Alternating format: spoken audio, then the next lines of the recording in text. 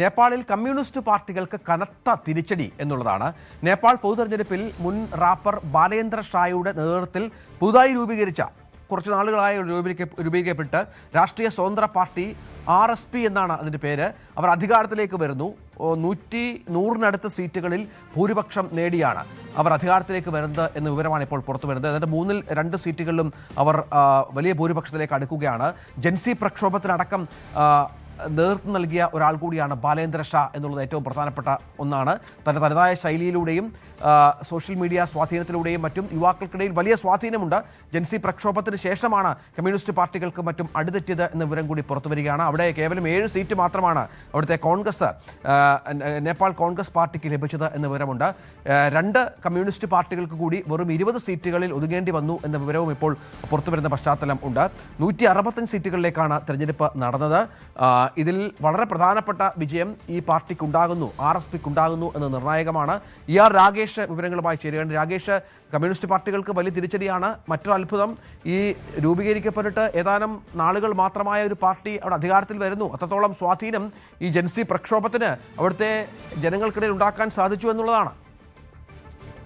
രഞ്ജിത്ത്, 77 പേരാണ് കഴിഞ്ഞ സെപ്റ്റംബറിലുണ്ടായ സർക്കാർ വിരുദ്ധ കലാപത്തിൽ നേപ്പാളിൽ കൊല്ലപ്പെട്ടത്. അന്ന് ആ ജൻസി പ്രക്ഷോഭം തന്നെയാണ് പ്രധാനമന്ത്രിയായിരുന്ന KP ഒലി ശർമ്മയെ സ്ഥാനമൊഴിയാൻ നിർബന്ധിതനാക്കിയത്. അതിനുശേഷം സുശീല കർക്കി നേതൃത്വം നൽകിയ ഇടക്കാല സർക്കാരാണ് ഭരണം നടത്തിയിരുന്നത്. അന്ന് ഇടക്കാല സർക്കാരിനെ നയിക്കാൻ ബലാൻഷയുടെ പേര് പറഞ്ഞു കേട്ടിരുന്നതാണ്. പക്ഷേ അതിന് അദ്ദേഹം തയ്യാറായില്ല. ഏതായാലും ആ തീരുമാനം ശരിവെക്കുന്ന ഒരു പ്രകടനമാണ് അദ്ദേഹവും അദ്ദേഹത്തിൻ്റെ പാർട്ടിയായ RSPയും നടത്തിയിട്ടുള്ളത്. രഞ്ജിത്ത് സൂചിപ്പിച്ച പോലെ തന്നെ 2022-ലാണ് ഈ പാർട്ടി രൂപീകരിക്കുന്നത്.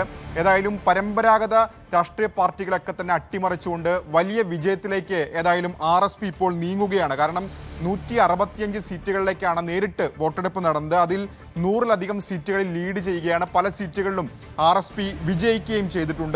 നേപ്പാളി കോൺഗ്രസിനും കമ്മ്യൂണിസ്റ്റ് പാർട്ടി ഓഫ് നേപ്പാളും ഒക്കെ തന്നെ വലിയ തകർച്ചയാണ് നേരിട്ടുകൊണ്ടിരിക്കുന്നത്. കാരണം കഴിഞ്ഞ നേപ്പാളിൻ്റെ ഒരു ചരിത്രം നോക്കിക്കഴിഞ്ഞാൽ ഈ 2 പാർട്ടികളുടെ ആധിപത്യമാണ് ഉണ്ടായിരുന്നത്. അത് തകർത്തുകൊണ്ടാണ് ഇപ്പോൾ ഏതായാലും RSP വലിയ മുന്നേറ്റം നടത്തിക്കൊണ്ടിരിക്കുന്നത്. മാത്രവുമല്ല, 4 തവണ പ്രധാനമന്ത്രിയായ വ്യക്തിയാണ് KP ശർമ്മ ഒലി.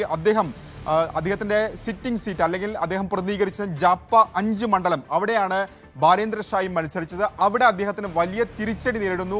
ബാലേന്ദ്ര ഷാ വലിയ വിജയത്തിലേക്ക് പോകുന്നു എന്നാണ് റിപ്പോർട്ടുകൾ. ഔദ്യോഗികമായി ഏതായാലും തെരഞ്ഞെടുപ്പ് കമ്മീഷൻ വിജയം സ്ഥിരീകരിച്ചിട്ടില്ലെങ്കിൽ പോലും ഏതായാലും ബാലേന്ദ്ര ഷാ ജയം ഉറപ്പിക്കുന്നു എന്നാണ് റിപ്പോർട്ടുകൾ. ഏതായാലും നേപ്പാളി കോൺഗ്രസിനും കമ്മ്യൂണിസ്റ്റ് പാർട്ടി ഓഫ് നേപ്പാളിനും ഒക്കെ തന്നെ വലിയ തിരിച്ചടി ഈ തെരഞ്ഞെടുപ്പിന് ഉണ്ടാകുന്നു എന്ന് മാത്രമല്ല, ചെറു പാർട്ടികളും വലിയ മുന്നേറ്റം ഈ തെരഞ്ഞെടുപ്പിൽ നടത്തുകയാണ്. അതായത് ശ്രം സംസ്കൃതി പാർട്ടി അവർ ഏതാണ്ട് 6-7 സീറ്റുകളിൽ ലീഡ് ചെയ്യുന്നുണ്ട്. ഒപ്പം രാഷ്ട്രീയ പ്രജാതന്ത്ര പാർട്ടിയും പ്രോഗ്രസീവ് ഡെമോക്രാറ്റിക് പാർട്ടിയും പല സീറ്റുകളിലും ലീഡ് ചെയ്യുന്നു. അങ്ങനെ പരമ്പരാഗത ശൈലിയിൽ നിന്ന് വ്യത്യസ്തമായി ചെറു പാർട്ടികൾക്കും പുതിയ പാർട്ടികളുടെയും ഒക്കെ തന്നെ വലിയ മുന്നേറ്റം ഈ തെരഞ്ഞെടുപ്പിൽ പ്രകടമാണ്. അങ്ങനെ ഒരു മാറ്റത്തിലേക്ക് നേപ്പാൾ നീങ്ങുന്നു എന്നതാണ് ഏറ്റവും പ്രധാനപ്പെട്ട കാര്യം. മറ്റൊന്ന്, 2022-ലാണ് കാഠ്മണ്ഡു മേയറായി ബാലേന്ദ്ര ഷാ തെരഞ്ഞെടുക്കപ്പെടുന്നത്.